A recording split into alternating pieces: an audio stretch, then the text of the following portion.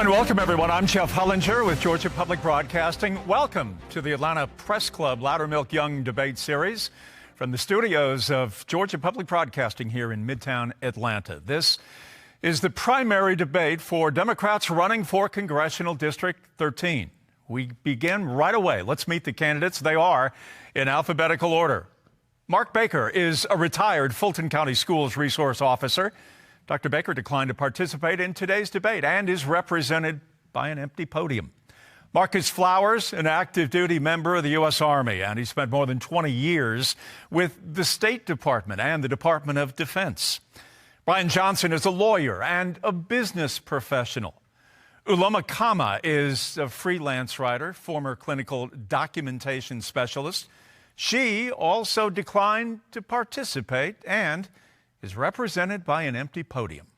Rashid Malik is an entrepreneur, a former teacher too. Karen Renee served on the East Point City Council for 10 years and was mayor pro tem.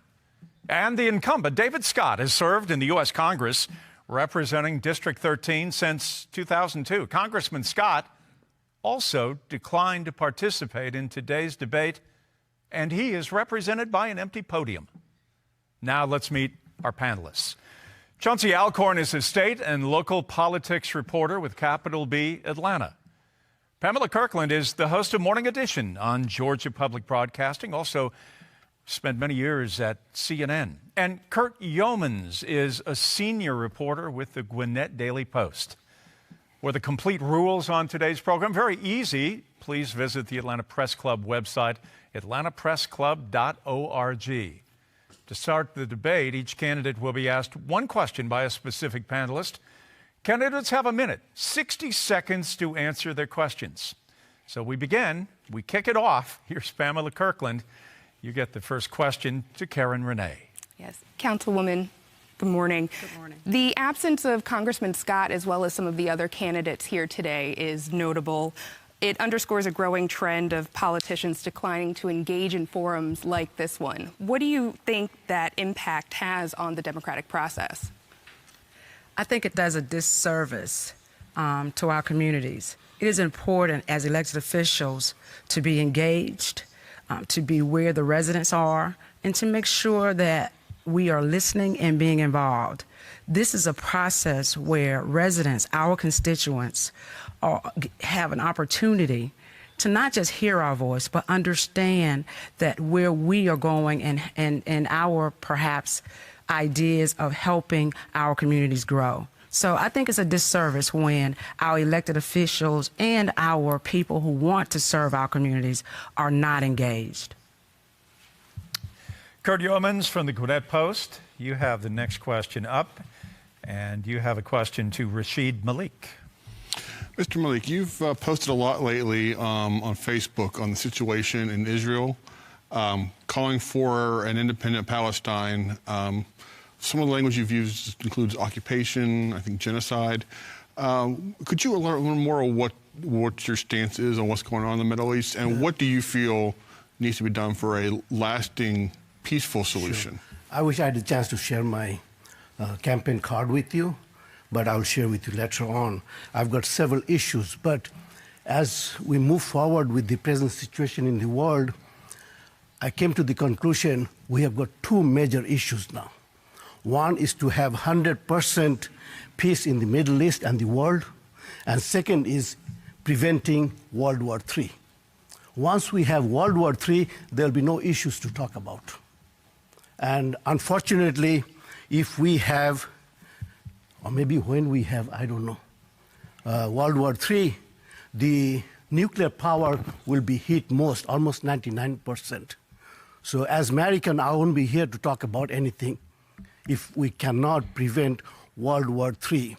In the history of humankind, I repeat, in the history of humankind, the Russians, for the first time, is in Golan Heights, facing the Israelis behind the Syrians. All right, Malik, I have to get in here, Mr. Malik, to end you at this point. Your time is up. Also, I want to remind all of the candidates that no props. Don't trot out anything that adds to the display of what your message is today. Chauncey Alcorn, if you would ask your question to Brian Johnson, please. Mr. Johnson, college students across the country have been protesting the Biden administration's ongoing support for Israel in its war against Hamas, which has left at least 34,000 Palestinian civilians dead and millions more starving. The president and Democrats in Congress supported a $95 billion foreign aid package last week that included billions of dollars in military aid for Israel. Young protesters and faculty at Emory University in Atlanta this week were violently arrested and tased by police. What's your message to Democratic voters who say they want their tax dollars being spent on domestic programs that help their communities here in Georgia, not on killing innocent women and children in Gaza? Yeah, that's a great question. Thank you for that question. I agree with the students. I think there's a massive problem in our party right now. There's a massive disconnect between the base of the Democratic Party and the actual voters. I've traveled around the district. I've talked to young people. I was at an event 2 weeks ago in the city of Atlanta talking to young people on 420 Day at a pro-marijuana event. Democratic politicians are running a playbook from 1960. This is 2024. This is the Bill Clinton, Barack Obama Democratic Party, not the Jimmy Carter or JFK party. There's a massive disconnect between what Democrats say they believe and the actual policies that they pass. This Israeli policy of blindly sending weapons to Israel and telling voters that they can't speak up and support human rights for Palestinians, it's outrageous. All right. Pamela Kirkland, we're going to go back to you to ask a question for Marcus Flowers. Yes. Mr. Flowers, you don't actually live within the newly redrawn district. How do you plan to address the concerns of constituents despite not living within the borders? Thank you for that question, Pamela. Now, people say that I don't live in the district. What people don't know is I did live in the district before DOD sent me on a mission elsewhere, and I moved. My family lives in the district. Nieces, nephews, my mother, my brother, sisters. The district is me. It's actually the first place that I lived in Georgia. And I plan to move back to the district as soon as possible. Thank you.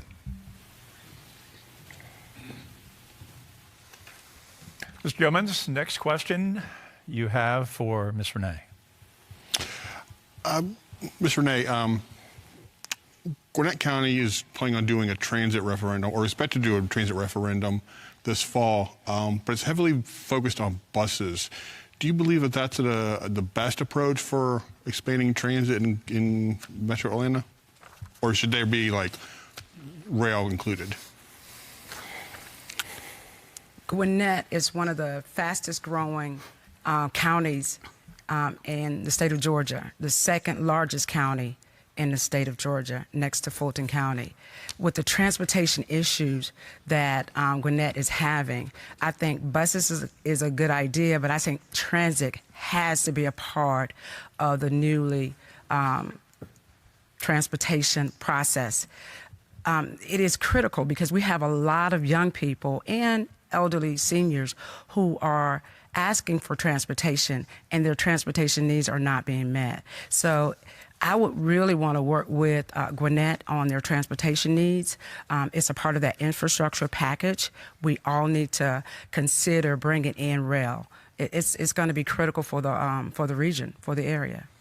All right, we're going to move very quickly here through this round one as we begin to come to the completion of it.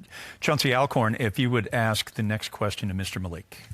Mr. Malik, high rent prices have been pricing out black renters in Metro Atlanta whose wages aren't keeping up with inflation. The state has a more than 30-year-old rent regulation ban that prevents local governments from doing things to manipulate and try to address rent pricing. What would you do at the federal level to bring down rent prices in Georgia? Personally, I have done it already. I run a company on healthcare, and to the best of my knowledge, we pay the highest salary. With the little money we get from Medicaid, $14 per hour. I challenge it, and you can check it up. As for the federal involvement with the housing, I believe on local entrepreneurship. I believe on local government. We have to take the initiative. Give a blueprint to the Fed that this is the money we need to have a decent life in Georgia, in Atlanta, in Gwinnett. Now we just talked about Gwinnett. So we are And every day you can feel it that people are coming to Georgia. There's something good about Georgia. And we would like to keep it that way. So provide more housing facilities, provide job opportunities, provide the right salary. Ask the entrepreneurs and the businesses, go and check the market and offer the right salary, not $9, $10 when people are getting $20, $25 from Amazon. So we have to compete with the market. If we do not compete with the market, we lose out. All right, Mr. Malik, thank you. Pamela Kirkland, question for Brian Johnson, please. Yes, Mr. Johnson, what do you identify as the most pressing issue facing Georgians today, and how do you plan to address it from the federal level? Yeah, I think the most pressing issue right now facing the entire country is inflation. And the fake inflation, which is we actually have inflation that came from the pandemic. But then you have price gouging, where corporations are absolutely gouging voters, citizens, using the pandemic and the economy as an opportunity to do that. But the biggest and fastest way you can bring down inflation is to tax the 1%. If you talk to any reasonable economist who's honest, they'll tell you that the fastest way to bring inflation under control is a tax on the 1%. The Fed flooded our economy with cheap money for the last 15 years, starting in 2008 to now. And the 1% has taken that money and they have gorged themselves on it, and their behavior has caused inflation as well. So the fastest thing we can do facing the number one issue, inflation, is a tax on the 1%. All right, Kurt Yeomans for Marcus Flowers, please. Mr. Flowers, 2 years ago you ran against Marjorie Taylor Greene. Why this time did you decide to run in this district instead of trying to run against her again? Thank you for that question, Kurt. I ran against Marjorie Taylor Greene in 2020, or after 2021, because of what I saw on January 6th and the part that she played in sending those people to the Capitol. And because they decided to storm the Capitol, I decided to run for Congress against someone who I thought was dangerous, against the MAGA extremists who are dangerous. I was drawn out of that district by Republicans who thought, maybe he's a threat to Marjorie Taylor Greene. But it doesn't change the reason that I'm running now. I'm running to preserve our democracy and to fix the problems that we have in our democracy. Thank you. All right, that is the end of the first round. So the candidates will now ask a question to each other. The candidate who asks the question will also have 30 seconds for a rebuttal. So you may pose your question to any of your opponents. That's completely your decision, and including those represented by the empty podium. So we'll add that to the mix as well. So Brian Johnson, we're going to begin with you. You get the first question here in round two. Absolutely. So I'm going to break protocol a little bit. I'm going to ask the question of somebody who's not here, and that's Congressman David Scott. Congressman Scott not being here is a perfect example of what he's done for this district, which is he hasn't shown up for us at all. So rather than ask anyone here, I'm asking Congressman Scott. Congressman Scott, why are you a Democrat? What is it that you believe? What is it that you've done that makes you a Democrat? You call yourself a conservative Democrat or a moderate Democrat, but what is it that you believe about our district? What are you doing for our district, and how long do you plan to hold on in office? Do you plan on dying in office, or do you plan on retiring in office? All right, that is the question and the rebuttal now. All right, Rashid Malik, it is your turn to ask a question. The question I will ask to ourselves, all of us in this room, what are we doing to create 100% peace in the Middle East and in the world? And what are we doing to prevent World War III? The world came to World War III this close when Iran and Israel got into conflict. So what can we do as a group? So you want everybody to answer your question. Anyone can pick them. So Ms. Renee, why don't we begin with you, and we'll sort of come back toward me. Can he repeat the question, please? What can we do to have 100% peace in the Middle East and the world, and how can we prevent World War III? The question, I think, is... How can we prevent World War III? How can peace be created in the Middle East where there has been none for a very long time? Very long time. I think the first thing we need to do is call for a ceasefire. And then after the ceasefire, I think that we need to have a collaborative effort between all of the nations, especially in the Middle East, and have a conversation and also education. We need to educate all of us about why the disturbances are going on, the continuance disturbances is going on. So I think education, I think collaboration, that means working together, and then starting with the ceasefire. Mr. Johnson, again, the question, how to stop World War III from occurring and how to create a long-lasting peace in the Middle East. Yeah, that's a really good question. Stopping World War III is a lot bigger issue than what's happening in the Middle East right now. I think number one, though, is we need a dramatic shift on our policy with Israel. We need an honest approach with Israel. We need to stop pretending that not supporting Benjamin Netanyahu and his policies are anti-Semitic or against Israel. But yeah, a ceasefire would be the first step into de-escalating things right now. Mr. Flowers, again, the question, World War III, how to prevent it, and the second part of that is how to make peace last and break out in the Middle East. You know, as someone who swore an oath to support and defend the Constitution of the United States, and someone who believes in democracy, I think in order to stop what you would call a World War III, is to ensure that we support democracies like Ukraine and Israel all over the world. We need to continue that fight. You know, and I understand where this question is coming from. I support people's right to protest, but I think we need to get back, specifically in Israel, to working on a two-state solution and expanding the Abraham Accords in Israel so that we can have peace finally in the Middle East with all the countries involved there right now. All right, Mr. Malik, you get a rebuttal to that. Your view on all of this, in your estimation, answer your own question, if you would. I agree with all the candidates, honorable candidates, what they talked about. My view is that create peace through two-state solution in the Middle East. That Arab-Israeli conflict is like a pimple in the back. You scratch it whenever you feel comfortable. So that is the first major step we should take, and get the superpower and NATO out of the Middle East. Because we cannot afford to have Russia sitting in front of Israel in Golan Heights. All right, we need to wrap you up right now. Marcus Flowers, you are next at the plate. Now, my question is for Congressman Scott as well. You know, Mr. Scott has raised tens of thousands of dollars from corporate interests, you know, MAGA Republicans like Kelly Loeffler, the Koch brothers. My question to Mr. Scott is, how can we count on you to work for our interests and not those of your benefactors in financial institutions and the MAGA extremists like Kelly Loeffler and the Koch brothers? And any rebuttal to that?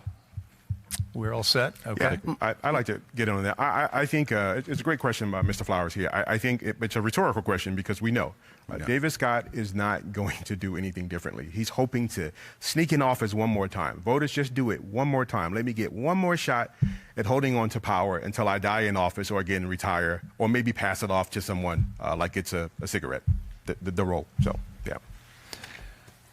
All right, Karen Renee, you get the final question in the second round. All yours. Thank you. My question is to Mr. Flowers. My question is, explain your experience in legislation, writing policies. I've been elected for 10 years, have a law degree, also been writing policies and legislations for communities. Can you explain your experience? The experience, I take it you mean the experience as an elected official, make me writing legislation fit for and Congress. policies. I'd love to explain that. You know, I'm not someone who just learned how to shoot guns in the military. My background is in logistics and regulatory compliance, something that taught me how to accomplish missions effectively and efficiently while also operating under prescribed guidelines. You know, I've done this for 30 years as a soldier, a defense contractor, and government official. Someone who swore an oath to the Constitution. I'm probably the only person here on stage who's given money, put money back into the Treasury for the American people, saved taxpayer dollars, written reports to Congress in order to get things passed through Congress. So thank you. That's the experience that I have. Rebuttal for you, Ms. Renee. I think all of us have put money back into the treasurers by us working, collecting our employments, and by working in our careers. All of us are paying federal taxes and also state taxes. So I think that is a consideration I think that we all can participate in. Can I drill down on that since you directed that at me? Indeed, when I say put money back into the Treasury, I mean taking back taxpayer dollars from defense contractors, and I'm talking to the tunes of hundreds of millions of dollars with the agencies that I worked for, putting back into the Treasury for the American people to work on the things that we need those dollars to go for in our communities. I'm pretty sure you can't say that, Karen Renee. Ms. Renee, you get a response to that, and then we have to wrap it up. I actually can say that. I worked at Job Corps for 14 years, working with young people, putting young people back into communities after educating them, training them, providing skills for them to help them become productive citizens so that they can reach jobs that will help in their communities to be productive citizens.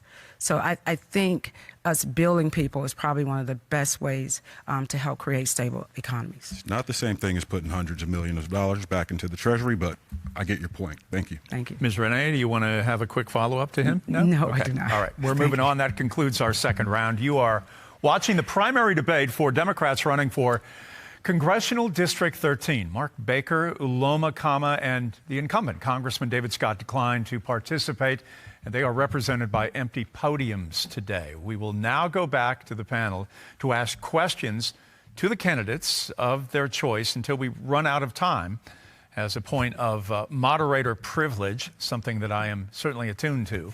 I may also ask questions of the candidates. I will determine when a rebuttal is appropriate. So, Kurt Yeomans, you're going to get the first question in this round. All set? All yours.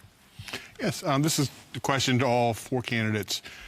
Gwinnett County is used to having at least one congressional representative who had a dominant amount of the county, majority of the county.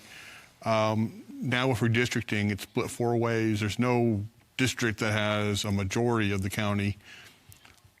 What would you guys tell the Gwinnett voters who were saying, who's going to be our main representative in Gwinnett County? And we can start with Ms. Renee and work our way back to Mr. Flowers.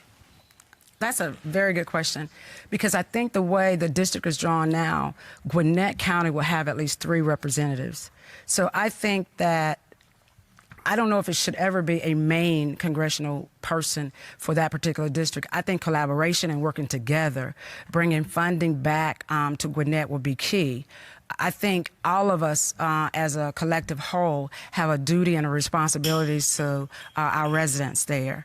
And one of the key issues would be making sure that we're working to bring dollars back to help improve Gwinnett infrastructure. Gwinnett was established in 1818, and they have aging infrastructure, and transportation will be included in that as far as roads, piping, and water. So we would need to make sure that all of us are working together to ensure that Gwinnett grows and continue to grow in an economic development way. Chauncey Alcorn, your turn to ask a question. No, that was all the. That was the whole panel. Let me backtrack again. I get the privilege of being the moderator here. We're going to direct your question to everybody, so everybody gets a shot at that. So, Mr. Malik, if you would start, and then we'll work our way toward me again. Thank you. Before I talk about Gwinnett, I would like to talk about all the other counties I'll be representing. So when I talk about Gwinnett, when I concentrate on Gwinnett, I'll be thinking about Henry County, Clayton County, Rockdale County, and Newton counties.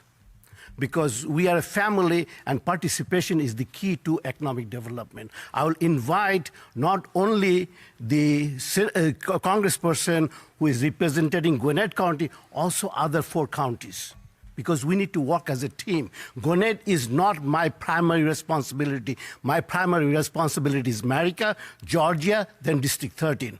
Whoever is in the District 13, I will serve them to my utmost capacity and ability. So I'll invite all the congressperson on the table and talk to them, not only Gwinnett, not Mr. Han Johnson or somebody else.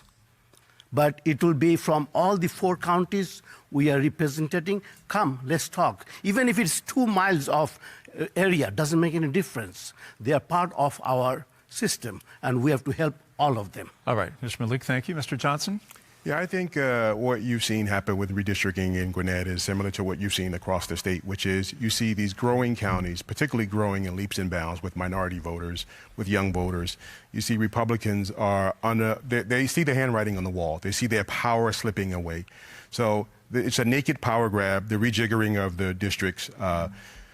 The best thing I can say to voters is elections have consequences. You can't just show up every 4 years for a presidential election. You need to show up at every election held because Republicans vote like their lives depend on it so that they can do these things like play games with our districts. So until Democrats get serious about a sustained effort to draw folks into the voting process and get more voters, energized voters of colors and young folks, you're going to see more of this over the next few years. Mr. Flowers. You know, dovetailing off of what Mr. Malik said, in order to be fully responsive to the needs of the local elected officials, you've got to show up first. That's the first thing I learned about a fight. In order to win a fight, you got to show up to the fight. Mr. Scott couldn't do that today. You know, you have to support the fights of the local Democrats on the ground here because they're your closest connection to the people. You have to take their fight to Congress and you have to help them win there. That's what I plan to do. All right, Chauncey Alcorn, your question. This is for Mr. Flowers, but anybody can answer as well. High interest rates amid at the end of the pandemic, the rise in inflation that we see nationwide is a way to combat it. Have disproportionately impacted Black first-time home buyers for those who are seeking to buy homes. How do you and how should Congress work to increase Black home ownership rates in your district, in District 13? It's the economy, and more importantly, it's cost. Cost. When I'm talking to people, that's what they're worried about the most. They're worried about house prices, the price to buy a new home, first and foremost. Those who are paying rent, they're worried about the high rents. They're also worried about what they're paying at the grocery store, what they're paying at the gas pump.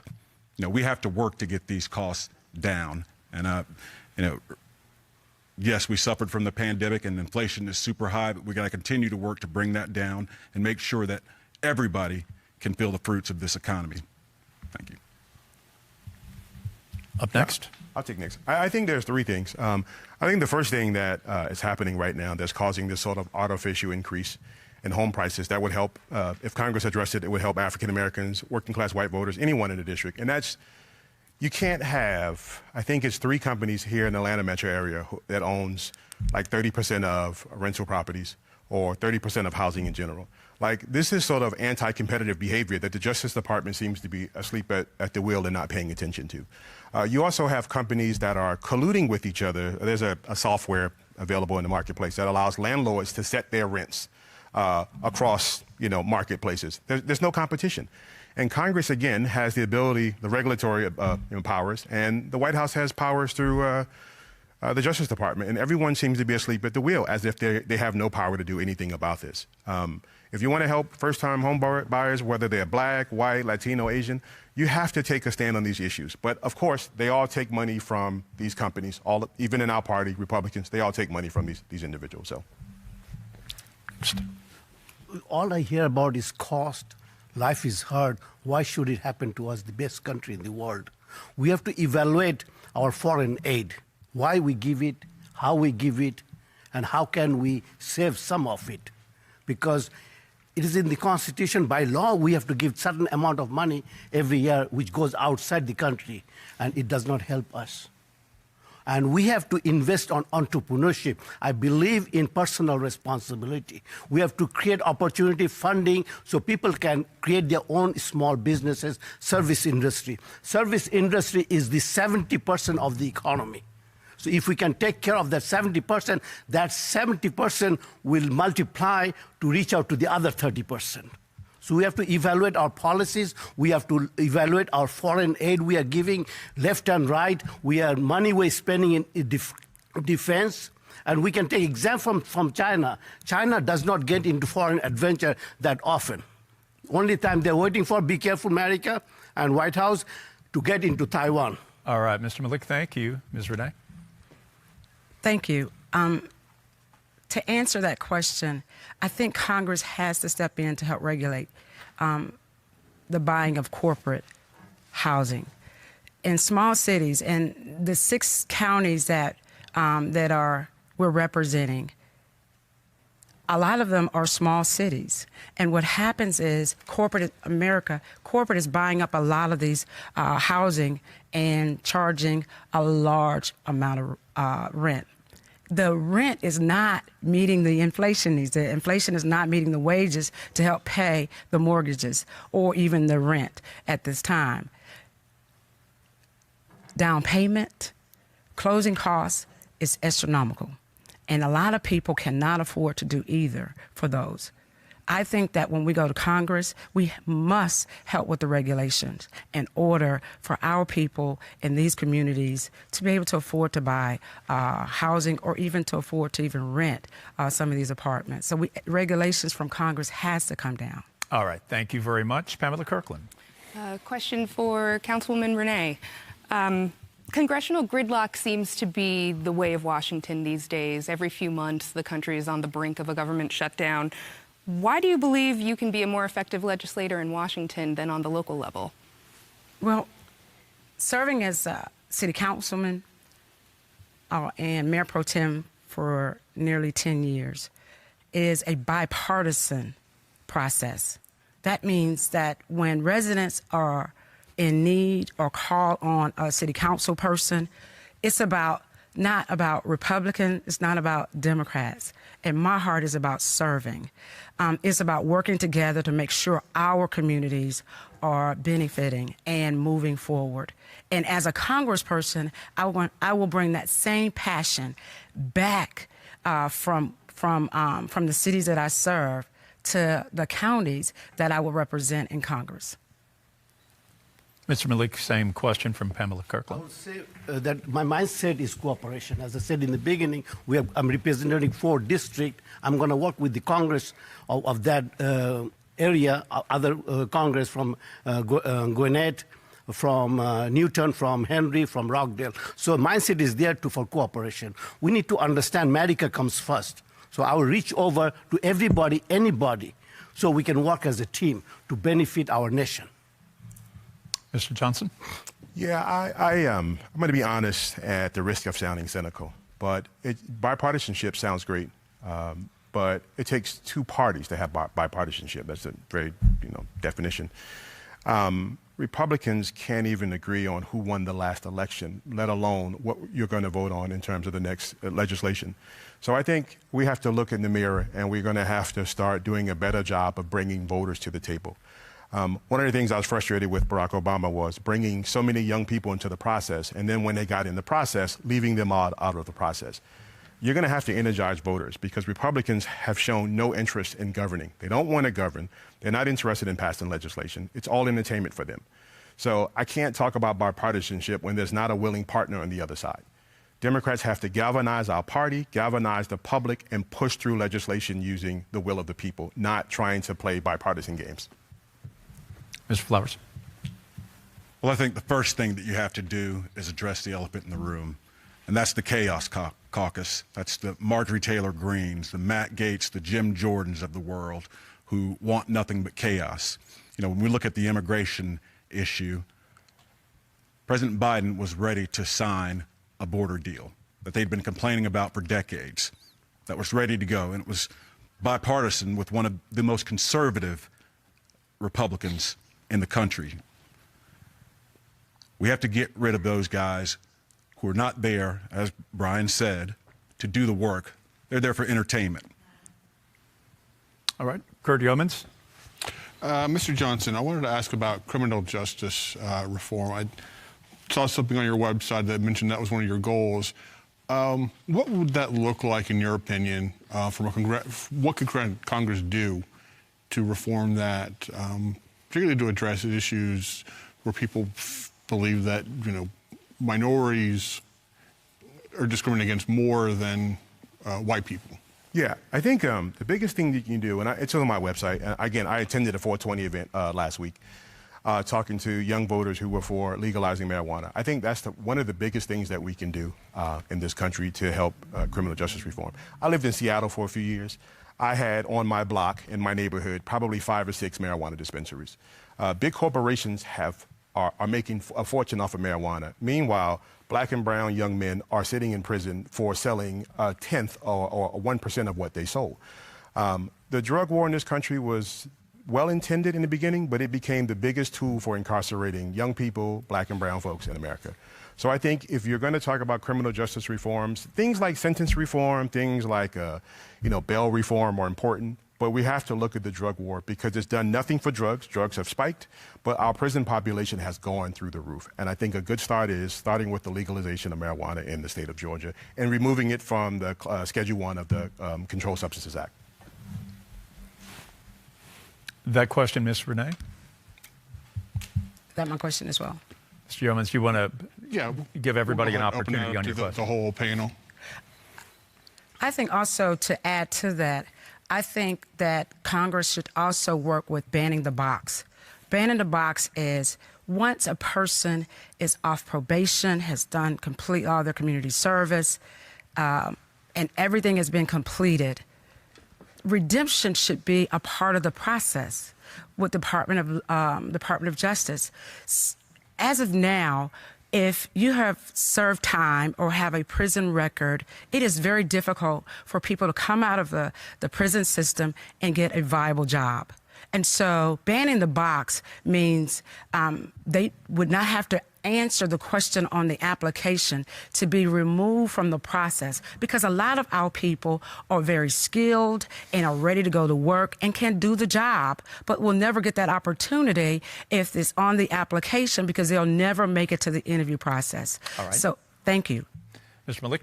The first thing is to promote accountability. Whenever somebody gets arrested, that it should be videotaped as much as possible. And once they're inside, we should go into vocational training. I ran a vocational training institution. I'm a teacher myself. I can give you one example which comes to my mind. A lady came from workforce funding from Gwinnett County.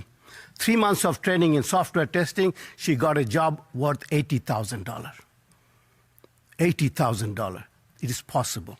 So whenever they go inside the jail for whatever reason, our focus should be to grow them, to mature them, and also work together with them that we take out the record.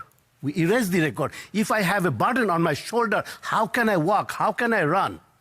Take that burden. I've done my job. I've paid my dues. Now it's for me to be a free person. When a person comes out, should be a clean slate and will be trained to get into occupation. And that is time. Mr. Flowers. Thank you.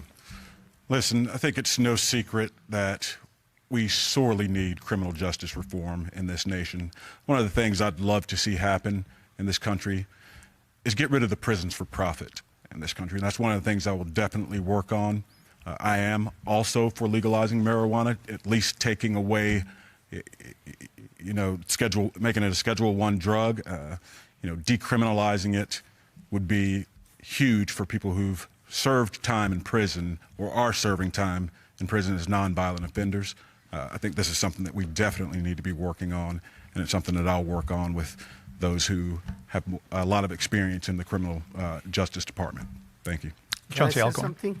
Go ahead. About marijuana, I've been hearing it a lot, and I'll be very open with America.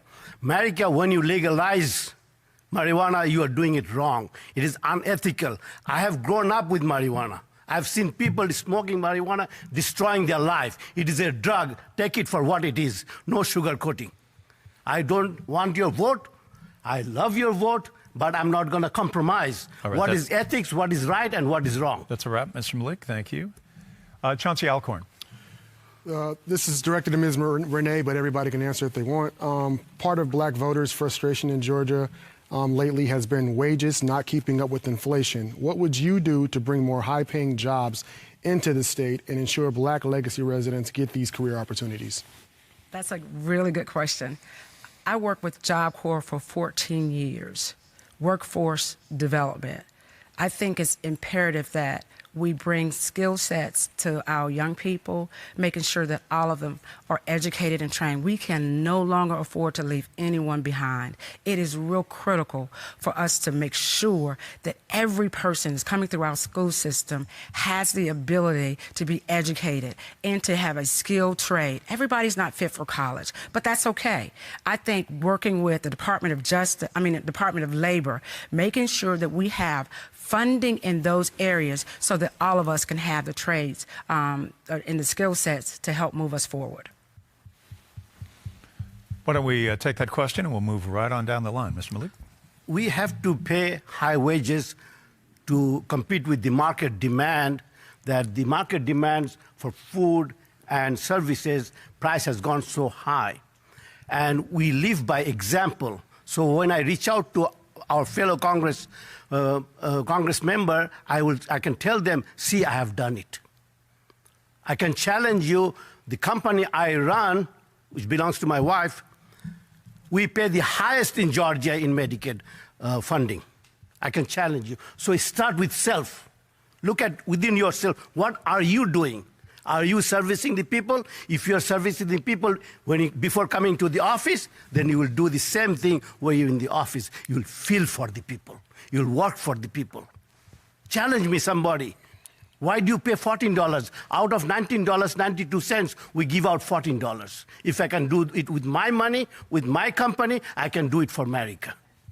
I can do it for the voters. So come with me, join me, and we can make our life beautiful. Mr. Johnson? Yeah, I think that's the answer is really complex, but I think there are a few things we can do. I think I talked about some of the anti-competitive behaviors of corporations earlier. I think things that companies do, like, for instance, asking employees about their wages at a previous job, I think they have no business asking that question. The question should be, what's the value of this job? I'm not going to tell you my salary from a previous job so that you can sort of keep my salary locked in a particular space. I think that's one thing. I think what the FTC did the other day, which is ban non-compete agreements, I've heard people like about Starbucks or gas stations having employees sign non-compete agreements to keep wages artificially low. That's outrageous. I think, though, more broadly, I think we have to look at our educational system. We are training students for jobs that won't exist when they graduate. If you're not learning coding or cybersecurity or some other technical skill in high school, you're already behind when you graduate as compared to our students in India and China. So I think our educational system needs a reboot and an update, and those are some of the things that we can do. All right, Mr. Flowers. Yeah, just going off of what Brian said, you know, it really is all of the things. It's cost. It's housing affordability. We need to be competing here in Georgia, and that means bringing the jobs that the future demands here to Georgia. That means getting more infrastructure. You know, everybody trying to match the federal minimum wage. You know, we can't be paying people $7.50 an hour or whatever, $8 an hour. That's just not cutting it in this economy. You know, we need to train our people for new jobs that are going to be the future in this country. And that's one of the things I want to work for, to make sure that those jobs come here to Georgia. Pamela Kirkland. This question is for Mr. Flowers, but we'll open it up to all of the candidates if that's all right. President Biden recently signed a bill into law that would either force the sale of TikTok by its Chinese owner ByteDance or ban it outright. Congress passed the measure, citing security concerns. If you were representing the district right now, would you have voted for the measure, and why? You know, as someone who has been a national security professional for the last almost 30 years, I think that is the most important thing. I would support the bill and have ByteDance sell off their stakes from China to someone here in the country. I think that's one of the most important things. We don't need to have our information floating around there and getting in the hands of those who would do us harm. Mr. Johnson. Yeah, I think this is an easy answer. I agree with Mr. Flowers. You cannot have China having this level of access to American data. We know what they've already done with the level of access that they have to existing American citizen data. I support the passage of the bill. No one's saying that TikTok needs to be shut down or any other social media platform, but you need to sell it to an American company who's bound by American data privacy laws. Mr. Malik? Yes, I believe in privacy, to keep our data to ourselves, but I will never try to stop freedom of speech. If we do that to TikTok, then the next thing will happen is that we'll turn and say something to Facebook. Then it'll be somebody else. We have to work together to make sure that our security is not compromised, but the charm of America is freedom of speech, freedom of movement. We have to keep that. Ms. Renee. I believe that President Biden was right to do this. American data is really important for us to make sure that we have a safe hold on all of those, on American data. So I think it's critical for us to move forward with his initiative because we must keep American residents safe. In the hands of foreign country, it could be catastrophic. So I definitely agree with the signing of the bill. Chauncey Alcorn, how about the question is yours? All right. Mr. Flowers, this is directed at you, but anyone can answer. The reparations movement, and I'm specifically talking about reparations for descendants of American slaves, formerly enslaved people, I should say, has gained steam across the country in recent years, including multiple study commissions launched at the local and county level here in Atlanta and Fulton County. Do you support a federal reparations program? Why or why not?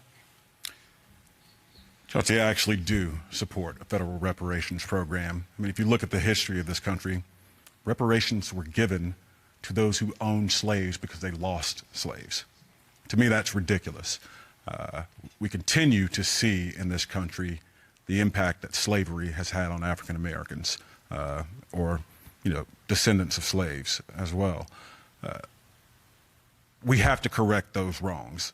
I mean, there's a systemic issue after systemic issue that we see in our policies, that we see in our law enforcement, that we see in just about every walk of life that we have here in this country. And I believe that we should definitely sit down and have that conversation about what reparations will look like to African Americans. Thank you. Mr. Johnson. I think the conversation about reparations is a conversation that's chock full of emotion. It hits on a lot of deep-seated issues in this country about race.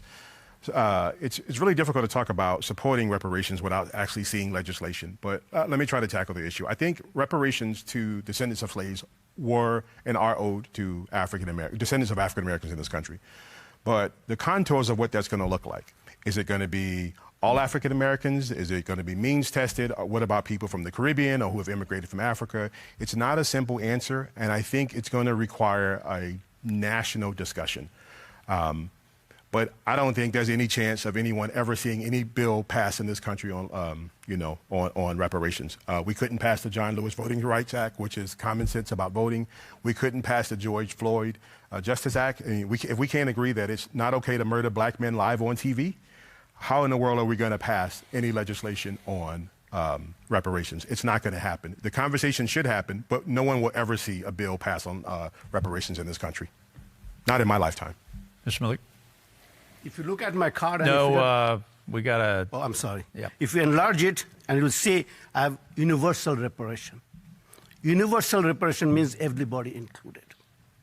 Yes, African American descendants of slaves, they should be compensated. The Chinese who work on our railway tracks should be compensated. The women who were abused throughout the centuries should be compensated. So we need a good cooperation among members to come together and find out whom, as American, we have oppressed. Then we address that issue. Women getting 70% of the salary for how many years? 400 years? It cannot go on. So we have to evaluate our oppressions in our society, then address it collectively. So nobody is left out, because participation collectively is the key to economic development. We cannot leave out a group of people because they are 10% only. So we have to bring everybody together. Thank you, Ms. Renee. It is unfortunate that in 2024, we are still talking about reparation to African Americans who have helped build this country. And everything that you see pretty much has been touched by a slave or an African American in this country. Education, construction, engineering, everything. And yet reparation is still on the table. I think it is a shame. We have paid so many reparations to other groups, and yet the people who have helped made America great is still waiting for justice. So reparations should have already been taking place. Yes, it's a complicated issue, but it still should be on the table, and it should be voted in. All right, Ms. Renee, thank you. Mm-hmm. That is all the time we have for questions. Now, the candidates will now have 60 seconds for a closing statement. So set and ready to go with your final pitch here toward voters about why you should be the next congressperson in Congressional District 13. So, Marcus Flowers, you get the first closing statement. Here we go. Thank you. You know, I didn't come here to talk about the past so much today. I came here to talk about the future and the fight that lies ahead of us. But like I said before, the first thing you have to do to win a fight is to show up. My opponent, Mr. Scott, couldn't even do that today. You know, according to his colleagues, he isn't even showing up in Congress. For you, for me, that's the biggest thing that needs to change. I've shown up for this country. At 18 years old, I swore an oath to support and defend the Constitution. I showed up again when I spent a decade in combat zones in Iraq and Afghanistan. And as your next member of Congress, I will continue to show up day in and day out and fight for you. If you give me the honor of serving you once again, I will do that proudly. And I'll work just as hard as you work every day in your life to make ends meet for your family. God bless you, and thank you. Karen Renee, your closing statement, please. Thank you. I'm Karen Renee, and I'm running for Congress in the newly redrawn 13th District, and I'm asking for your vote. I have the education and the experience as a legislator, creating policies and improving our district. My commitment to you as your Congresswoman would be engaged with the communities, with collaborations with your elected officials, and improving all of our communities. I'm asking for your vote. I'm Karen Renee, and I'm running for Congress in the 13th District. Thank you. Brian Johnson, your turn for a closing statement. Oh, yeah, sure. So my name is Brian Johnson. I'm a lawyer, I'm an entrepreneur, and I'm an actual citizen of this district. I'm running, I got off the couch to run for this, this position in the 13th Congressional District because I believe that the Democratic Party is failing its citizens. We have a congressman in David Scott who's AWOL, who has not been really doing anything for the voters in this district for the last 20 years. So I'm running not as a experienced politician and not as a liberal or conservative or any of those things. I'm running as an actual Democrat focused on democratic issues. I'm running a people-powered campaign focused on delivering for the people of this district, not anyone else. I'm not taking big PAC money. I'm not taking any money from corporations. I'm an actual Democrat running funded by the people. I look forward to representing you in the 13th District, and I'm asking for your vote. Rashid Malik. Thank you. Thank you, everybody. Mr. David Scott, I'm not going to say anything against you because you're not here. It is my ethics, my upbringing, my deen, which stops me talking about somebody when they cannot defend right away. I welcome you to come to a debate with me, and I will give you the opportunity to defend yourself. Having said that, we ended with reparation. Reparation is very close to my heart, and I call it universal reparation. It is in my card. You can check it out. Then I believe in world peace. Then I believe in preventing World War III. You know what will happen if we have World War III? We won't be here to talk about any issues. Nada. Zip. Zero. So let's work on the real thing. And the rest of the things we can talk about when we survive. Let's bring the crisis in the Middle East to the end. Let's have two-state solution so we don't have that pimple in our back so which we can comfortably scratch when we need to. No. We need to get the Russians and the NATO out of Middle East. We need to establish world peace, and we have to have a complete stop to nuclear proliferation. Stop nuclear bombs. Thank you. All right, Mr. Malik, thank you. Thank you to all of our candidates here, and thank you to our panel as well. Pamela Kirkland, you were placed in an unenviable situation. You'd been involved with a prior debate, but we had one of our questioners, unfortunately, because of circumstances beyond her control, unable to attend this event, and you stepped in admirably and did a terrific job, and we all tip our caps to you. Thank you so much. I thank the candidates for their time. Very much. Kurt Yeomans, thank you for all of your good work. The Gwinnett Post and Chauncey Alcorn, we enjoy reading all of your great work as well, and we appreciate your questions, and we appreciate you watching. This will conclude our program, and we want to remind voters that early voting begins right around the corner. April 29th, Election Day now, is scheduled for Tuesday, May 21st. Our thanks to all the candidates, all of our panel of journalists as well, and we'd like to thank the Atlanta Press Club. It does so much great work here in our city to ensure freedom of the press, to ensure that there is great, honest reporting, and they do a terrific job. And also Georgia Public Broadcasting for arranging today's program. For more information about the Atlanta Press Club debates, visit atlantapressclub.org. I'm Jeff Hullinger. Thanks for joining us for the Atlanta Press Club Loudermilk Young Debate Series.